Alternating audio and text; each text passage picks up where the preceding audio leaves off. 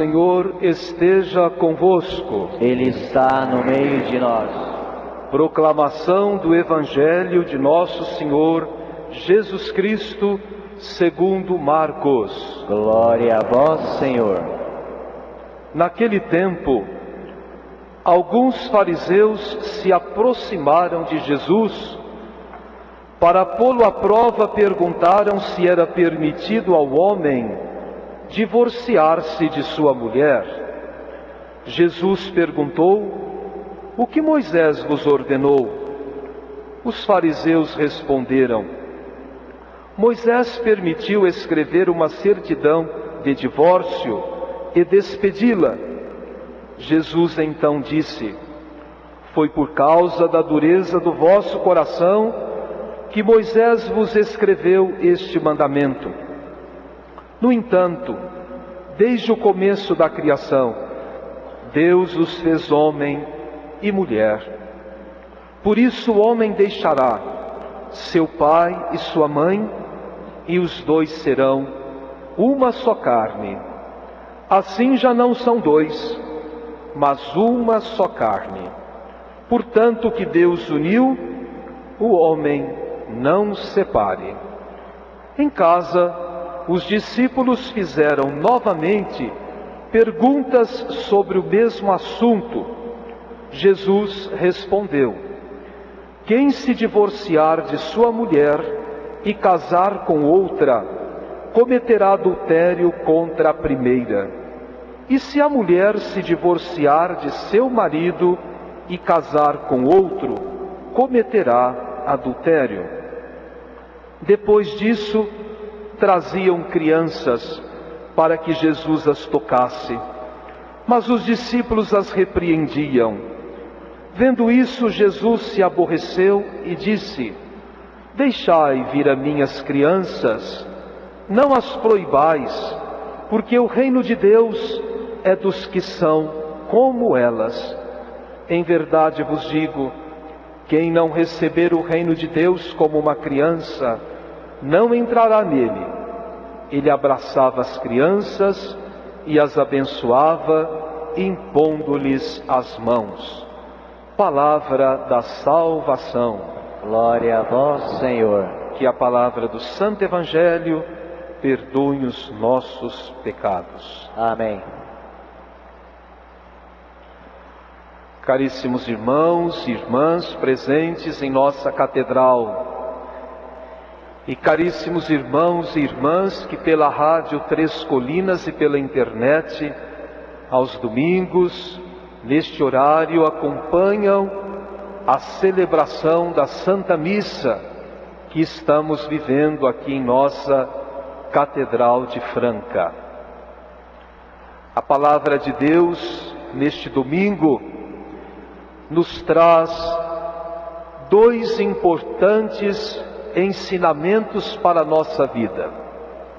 O primeiro eu colho da segunda leitura da carta aos Hebreus, uma carta que foi escrita para aqueles cristãos que tinham muitas dúvidas naquele momento, se era importante ou não acreditar em Jesus como Filho de Deus. E de modo particular, o trecho de hoje que foi proclamado vem dizer a importância de Jesus, colocando-o no centro da vida cristã, pela atitude que ele teve de doar a sua vida para trazer a salvação para toda a humanidade.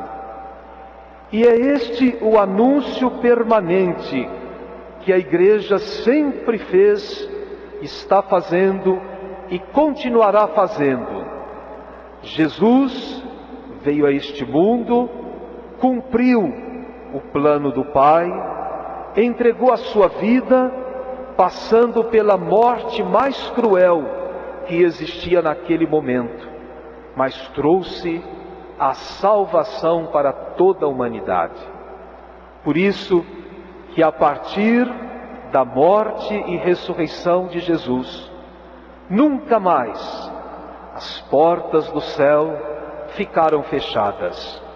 Nós, às vezes, do céu nos distanciamos, mas Deus tem as portas do céu que simbolizam as portas do seu coração, sempre abertas para nos acolher. É assim que nós temos que crer, e é isso que todos nós experimentamos. Somos muito amados por Deus nosso Pai. E foi por isso que no início da missa eu convidei todos para que pudessem agradecer a Deus tudo que Ele fez conosco nesta semana que terminou, consagrando a semana que chega nas mãos de Deus, pois sabemos que não estaremos sozinhos.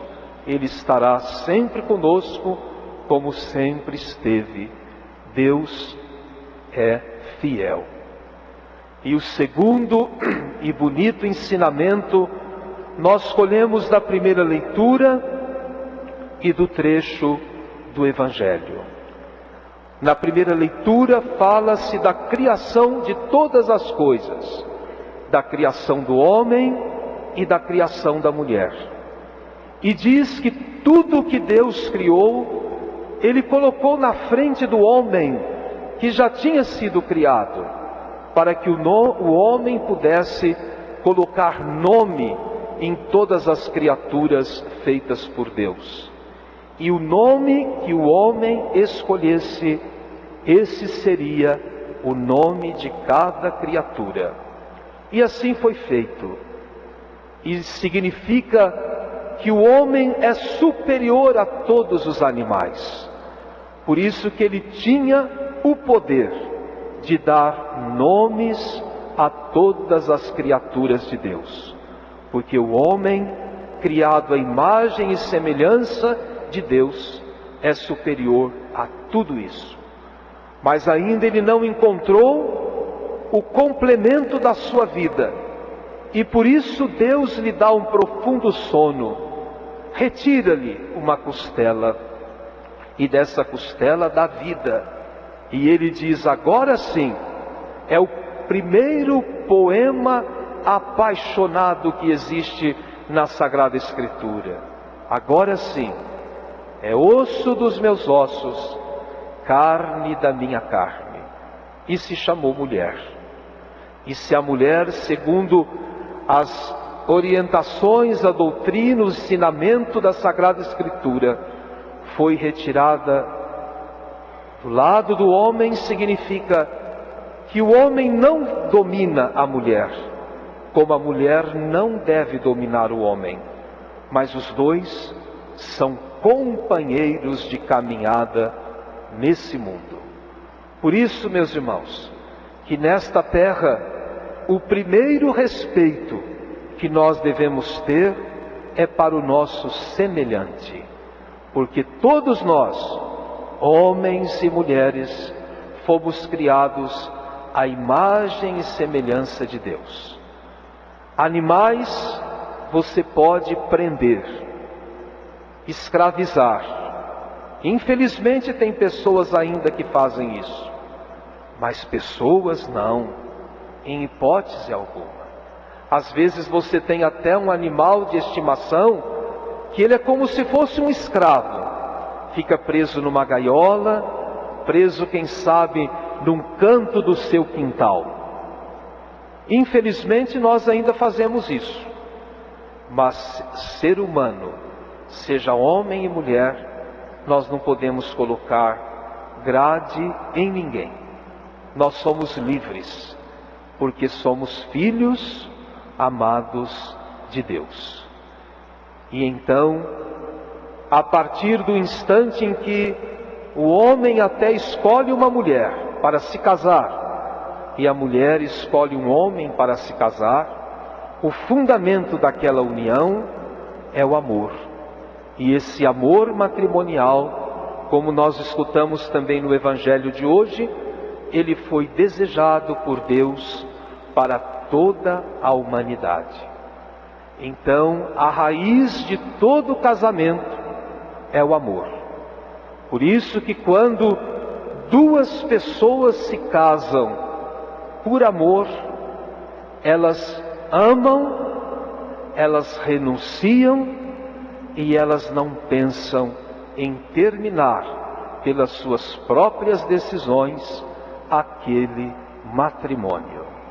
E quantas coisas difíceis os casais enfrentam ao longo da vida matrimonial, mas cumprindo o seu compromisso assumido diante de Deus, eles vão vivendo, não um empurrando o casamento e o outro também, mas ao contrário, vivendo o sentido profundo do sacramento do matrimônio.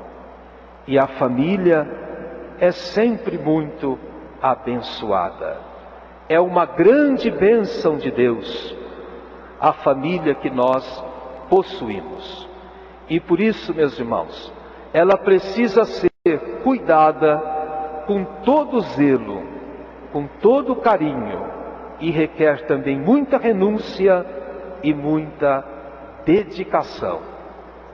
Quando o casal vivencia uma traição, ele continua existindo, trabalhando, existe perdão, mas não precisava ser desse jeito.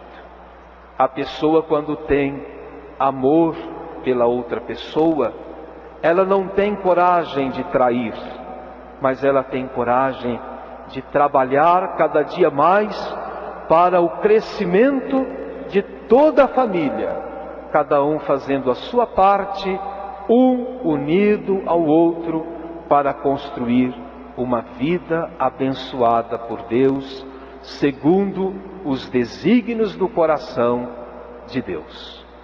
E a família, ela cresce, ela se fortalece. E o grande crescimento e fortalecimento da família vem através dos filhos. Os filhos expressam a essência do amor matrimonial. E então a dedicação para com os filhos não pode fazer desaparecer o zelo e o carinho que o esposo precisa ter pela esposa e que a esposa precisa ter pelo esposo. Mas, numa outra dimensão, os pais se dedicam com muito zelo e com muito carinho para seus filhos. E como é importante concretizar aquilo que o Padre Zezinho canta tão bonito, de uma forma tão real, na oração da família. Que a criança aprenda no colo da mãe as grandes lições da sua vida. Que o pai transporte nos ombros a graça da sua família. É assim que o Padre Zezinho canta. E nós gostamos tanto de cantar e pedir que a nossa família seja abençoada. Mas aí eu acrescento, como é importante, meus irmãos e irmãs, os filhos recebendo a educação dos pais, através dos pais, desde o começo da vida. E digo para todos vocês, aqueles que são professores, e nós na igreja que temos o catecismo, de primeira comunhão, de pré-crisma e de crisma, nós percebemos nitidamente quando uma criança é educada pelo pai e pela mãe, e quando uma criança é educada pela babá ou numa escolinha. É muito diferente. Ela tem os traços do pai e da mãe, fisicamente falando, mas os pensamentos não são pensamentos de uma família que constitui pai e mãe que doaram a vida para aquela criança. É muito difícil isso. Às vezes nem todos compreendem, mas nós notamos a educação de uma criança que teve a vivência com seus pais, que é completamente diferente da educação de uma criança que foi criada por outras pessoas que não tem o mesmo sangue que aquela criança tem. O mundo moderno diz que pai e mãe precisam trabalhar. Muito bem, não estou em desacordo que pai e mãe trabalhem, mas é preciso que pai e mãe encontrem tempo, e grande tempo, para educar os seus filhos, porque mais tarde os pais podem estranhar o filho que tiveram. Nem parece meu filho, mas não pode parecer, porque ele não conviveu com você, ele conviveu com outras pessoas. Isso é muito sério. E como você o abandonou, entre aspas, na educação de cada dia, é claro que mais tarde você vai precisar de um asilo para viver. Muitos dizem casa de repouso, é um nome, uma fantasia para dizer é asilo também. Por quê? Porque não é o lugar da família ali. Ali a pessoa está colocada, ali se paga para a pessoa viver. Mas amor a gente não paga, amor não tem taxa, amor não tem preço. Amor é dedicação, é zelo, é carinho, é presença, é ajuda, é estímulo, é mão aberta para acolher aquele que está em momento de necessidade. Então, meus queridos irmãos e irmãs, pensem muito no modo como vocês estão educando os vossos filhos ou os vossos netos estão sendo educados. Hoje, os valores estão muito diferentes. Para muitos o que vale é o sucesso, é a formatura, é o dinheiro, é o progresso material. Mas a essência do homem continua sendo a mesma, independente do tempo que passa. Por isso que nós temos muita gente carente no mundo de hoje. Por isso que nós temos muitas pessoas desajustadas emocionalmente no mundo de hoje, porque não foram criadas no carinho, no zelo, no colo da mãe, nos ombros do pai, como a oração da família nos ensina a pensar. Queridos irmãos e irmãs, os filhos crescem, passam a gostar de uma outra pessoa, que bom, também vão se casar. E a igreja pede que eles façam o curso de noivos, outra coisa muito boa. Mas eu digo para vocês o seguinte: o curso de noivos às vezes é constituído por um mês, outros lugares por um dia, em outros lugares por um final de semana.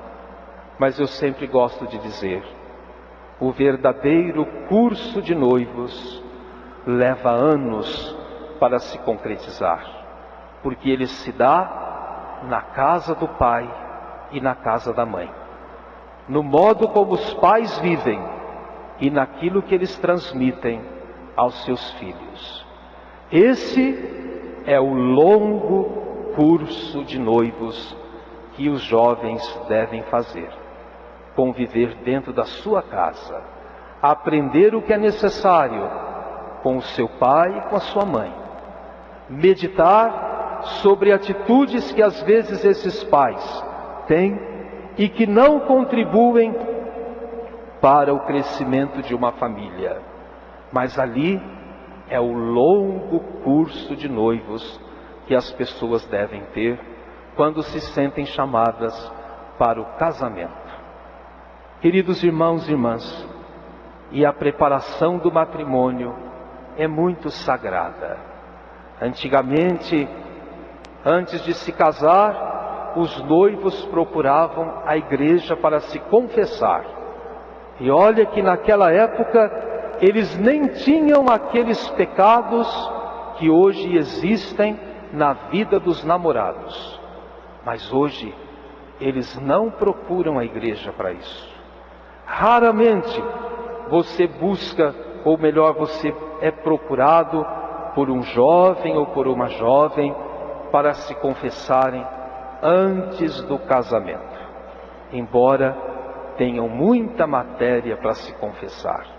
Raramente.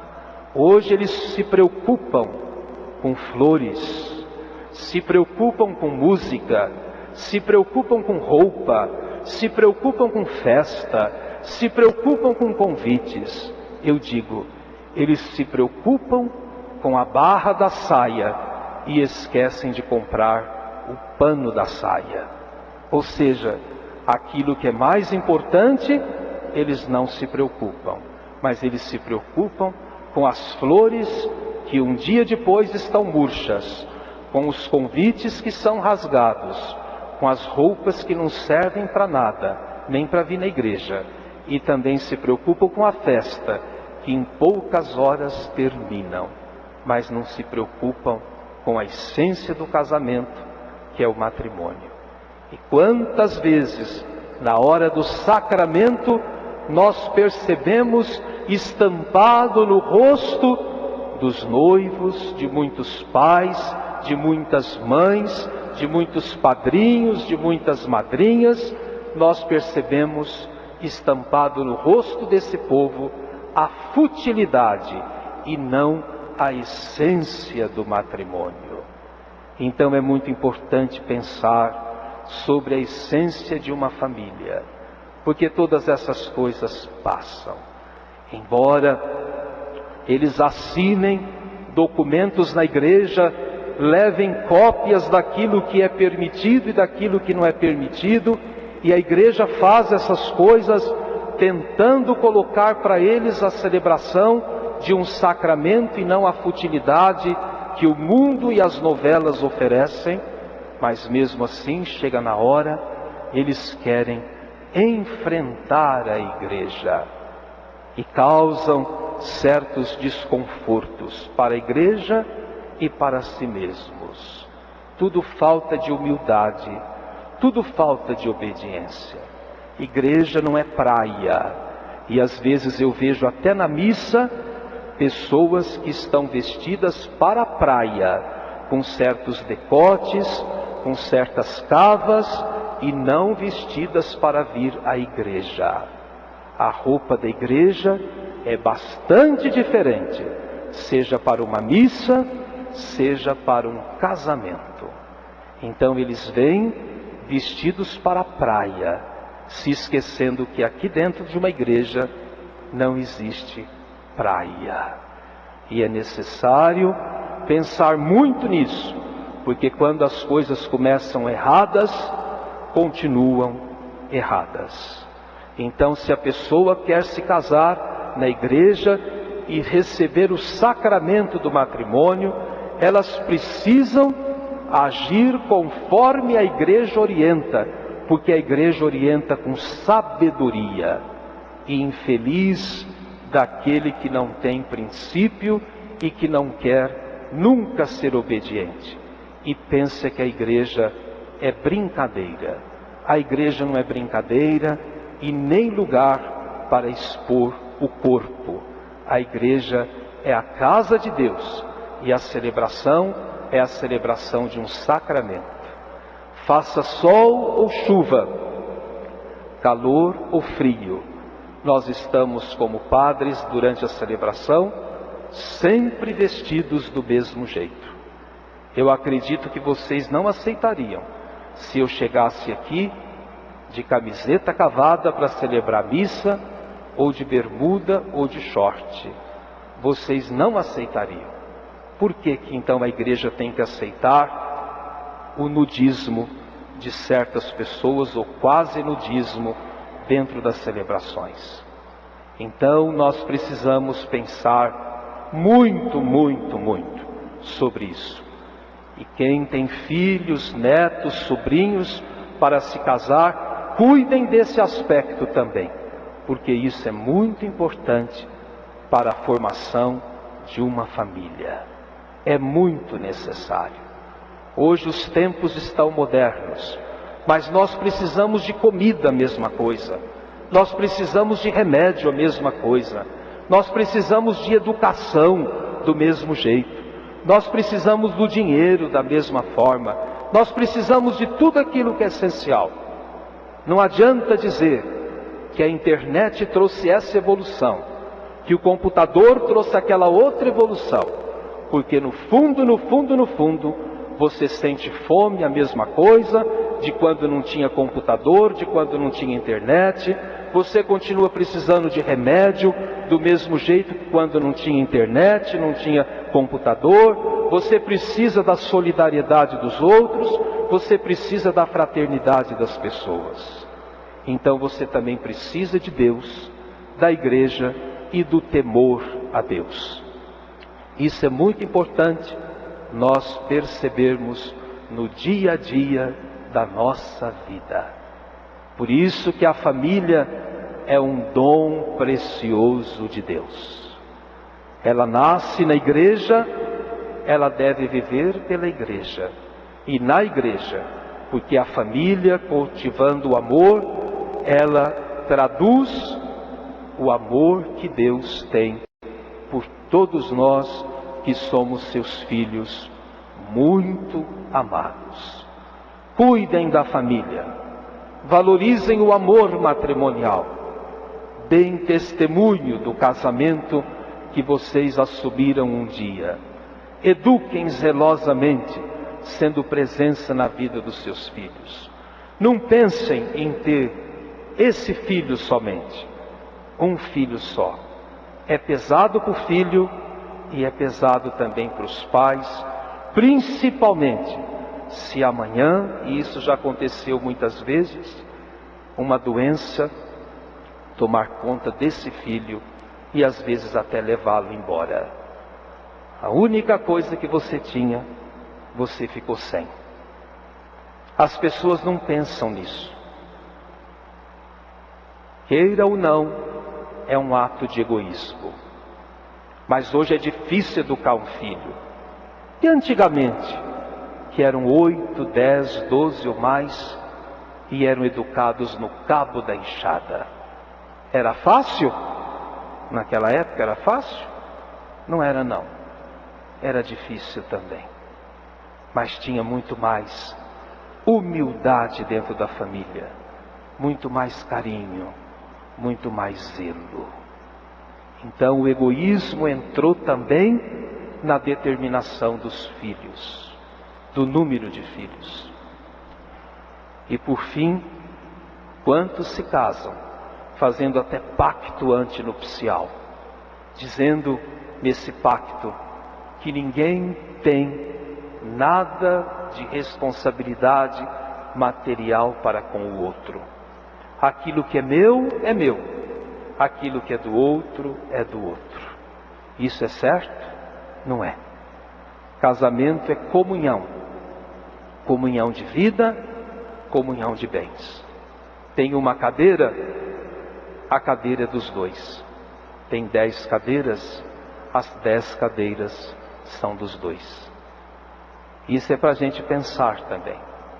Quando os pais optam para dizer a seus filhos que eles devem casar com comunhão, com separação de bens, comunhão parcial, ou esses pactos que existem, onde um não tem nada a ver com o outro, o que tem nisso daí? Amor? Não. Quando você tem amor, você doa. Quando você ama uma pessoa, aquilo que é seu é nosso. Não existe meu, mas existe nosso. Esse é o projeto de Deus. Esse é o pensamento de Deus.